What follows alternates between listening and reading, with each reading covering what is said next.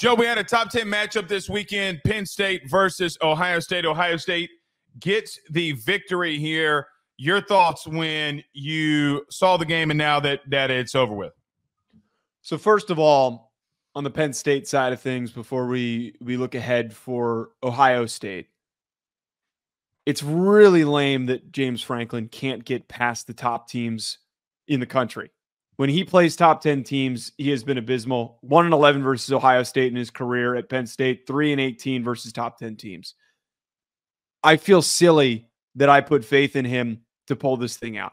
And there were so many chances. There's so many spots where they had all the momentum. They had the opportunities to take control and to win that football game, Blake. You get a pick six. You don't come out aggressive the next time you get the ball back and try to make a statement.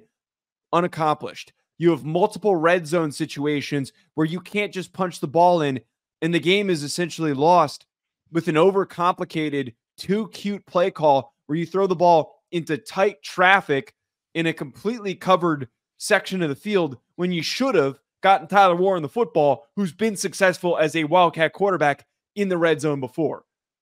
Overly thought. Way too overly thought. And it continues to be so lame that James Franklin cannot get this job done.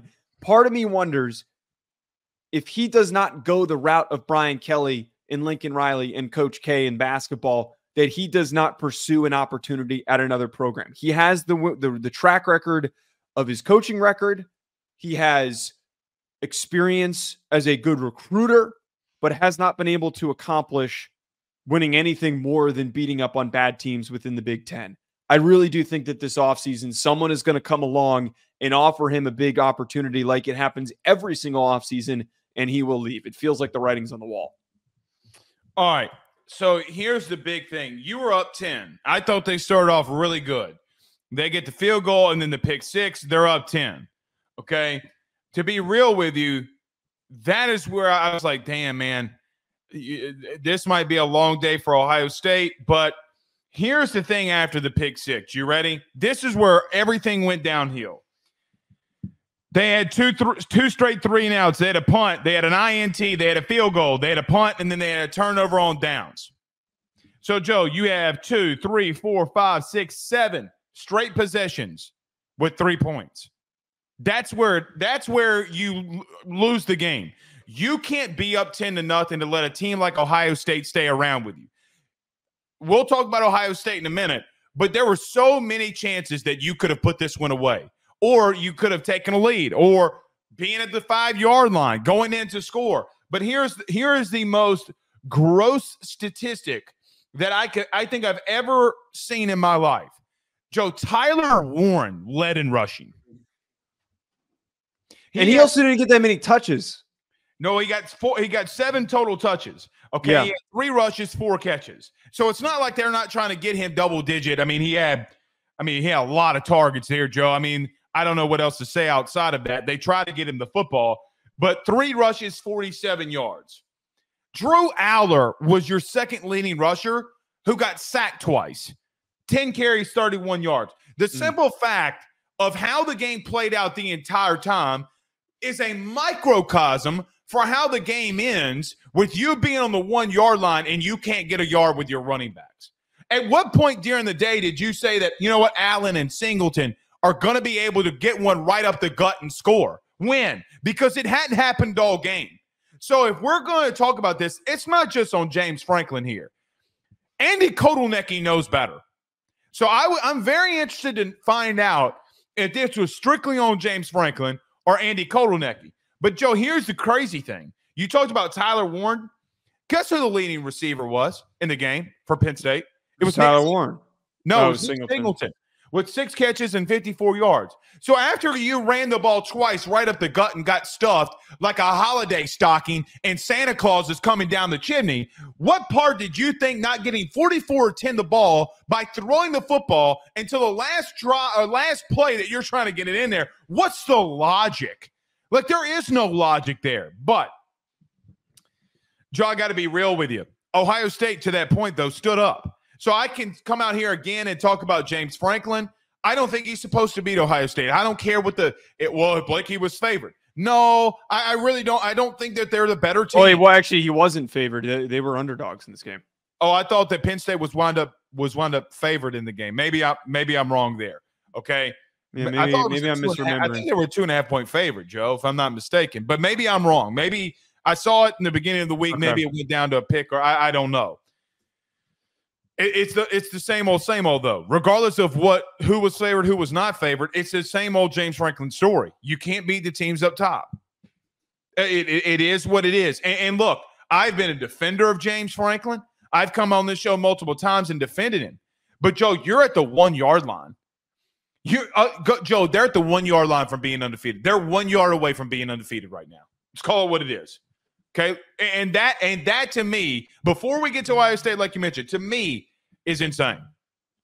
There's just certain coaches, Blake, and it makes sense if you think about just in general in any industry, when you've got people that are at the top, that are at the pinnacle, there's always a step above it.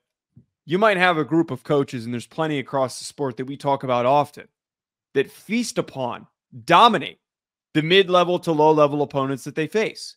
But when it comes to nut cutting time, when you have to square off with somebody who has more experience in these bigger games and more success in these bigger games, they know how to get that edge. They know how to motivate their guys. They know how to make in-game adjustments. Something for whatever it is. You can keep changing offensive coordinators. You can keep complaining about not having enough resources or NIL money, which is insane to say when you have an attendance of 113,000, I think was the number. You can complain about the runway at the airport. None of those things matter if you can't capably get your guys locked in. And most importantly, it all starts for me, Blake, with the pick six that they had.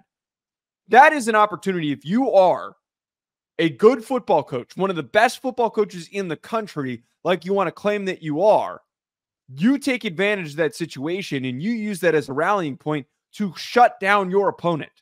Instead, you allow them to make corrections and fixes and to get momentum going. In fairness, Penn State does that to everybody else besides Ohio State. Well, because but that's my USC, Joe. I mean, like, so and that was why I thought things were going to be different this game, is because they did it against USC. Again, to your point, it's a specific hurdle he's not overcoming. Right? It's not like they're not overcoming everybody else. You're right. When the better head coach is on the other sideline, Lane Kiffin last year, Ryan Day again this year, Jim Harbaugh, they're not winning football games. It just is what it is.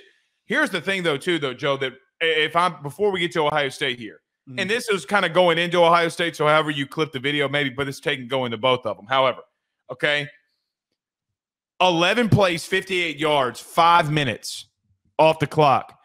That was the last drive for Ohio State. So you want to talk to me about how big and bad that defensive line is, how tough Penn State is, and all this kind of stuff too? Your offense made a massive blunder and couldn't get it in. They had the ball at the 1 yard line and literally got 58 yards on you. You couldn't stop them.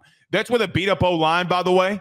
Remember, that was the whole chatter coming into this, was that Ohio State, okay, down 2 left tackles. Are they going to move Jackson out to left tackle? Like, what are they going to do? Well, Joe, the bottom line was when it came to nut cutting time, Ohio State lined it up and punched you in the mouth, and there wasn't anything that you can do about it. Third string left tackle or not, it didn't matter. They lined up and punched you when it got tough. They lined up at the end of it when they had to make the big stop. They did it, and then when they needed to get the first down over and over again. And let me just say this: you want to know? You talked about well-coached teams, unselfish football teams. Remember the second to last run by Will Howard when Quinshon Judkins absolutely almost flatlined a dude and got Will Howard the first down? Joel Klatt I thought Joel had the best call here. He was like, you know what? Watch Judkins in the hole. Bang. Joe, I get Ohio State is getting passed by 7 here in a game like this, but here's the God's honest truth. That's unselfish football. That's how you win football games. And regardless of what you want to say about Penn State, the truth is one team took it from you and the other one couldn't do it. And I thought that was the microcosm of the entire game. So I know that it's certainly easy for us to like really focus on the downfall for James Franklin because it is certainly a very, very big talking point. But you bring up the most important thing that I think is getting really swept away by a storyline that returns every single year and that we over hyper fixate on, which is talking about James. It's literally the same headline. James Franklin loses to Ohio State. James Franklin loses to Michigan. We're wasting too much time talking about that. We need to talk about what you just said, which is a lot of people thought the game was over. Will Howard pick six. He throws a ball where he broadcasted it to the entire stadium. Before he threw the ball, I literally was watching it unfold of Jeremiah Smith's about to cut inside and this defensive back is about to step up. Like you could literally see where Will Howard was trying to go with that football as he was releasing it and before everything really started to unfold. They were able to, for what you just talked about, to be in a bad position where your offensive line has been incredibly battered and banged up, and you're able to make adjustments. And they didn't play great. They gave up some big plays to Abdul Carter, but Chip Kelly was able to call an effective enough of a game in order to get themselves out of some certain difficult situations on various drives in order to finish some of those drives. So I give Ohio State a ton of credit, Blake, for the most important part here. Joe, they have reestablished themselves as Big Ten championship contenders. I don't think anyone should have taken them out of that conversation. They can step up to the plate when the challenge is presented to them. What are we trying to separate Ohio State at the current moment? A 1-point loss on the road? BetOnline remains your top spot for all of your live betting action and contests. NFL, college football, UFC, NHL are all in full swing. BetOnline is your number one source for wagering news, odds, trends, and predictions with both desktop and mobile access at any time. Head to BetOnline today and use promo code BELIEVE, that's BLEAV, for 50% off your first deposit. That is a 50% welcome bonus. BetOnline, where the game starts. I mean, let's just say. Well, I think a lot of people that were, and I think plenty of people were doing this, was that the bad game that they had against Nebraska and the injuries, there was a little bit of a pullback of like maybe something bad could happen here. Okay. Does every team not get one of those? Because no, I don't think necessarily every team. Oh, every team in this year has had one of those type of games. Everybody.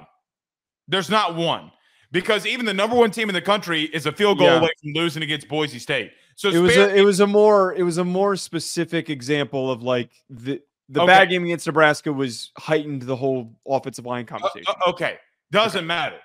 Great teams find ways to win. Yeah, we talk about that all the time. All the talk about Quinshon Judkins coming out of the offseason. Unselfish players don't make blocks like that. They don't. I'm sorry, they don't. And you can say, well, Blake, there's a whole bunch of other games. There was. Drew, I got to be real with you. Okay? Like, I thought that they probably got away from running the football a little too much, if I'm being real with you. I mean, Judkins, 95 yards. Henderson, 54 yards. I know that Howard got in the mix there. I got to be real with you, though. There was a part of me that's like, run the football. Like, continue to run the ball. I know that your concern was about this offensive line and things that were going on.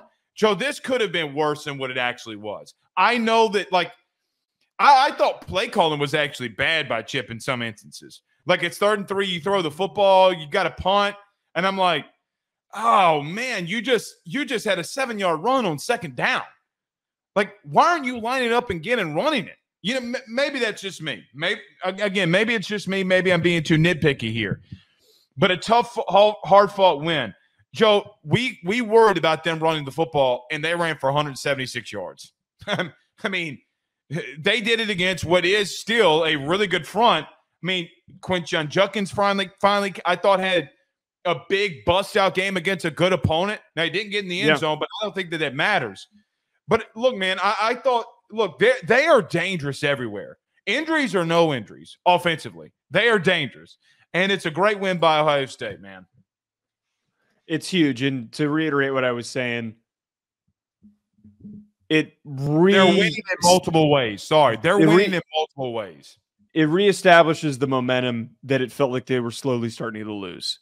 I think that we need to push past any of those worries about their offensive line. And that was a fair question to ask last week, is like, would the offensive line problems catch up to them in any way? And I don't think that it will. I think that if they play a team like Oregon or somebody else that's got a really good defensive line in the playoff, maybe that's what holds them from winning a national championship. But it's very true. 1,000 on the table for them to win the Big Ten championship game. Joe, when we did picks on Wednesday, what was the reason for me picking Ohio State? Do you remember? What did you say? I forget what it was. I said, I know that I have a lot of concerns about Ohio State, especially what's going on along their offensive line. But the bottom line of why I picked them on Wednesday was simple.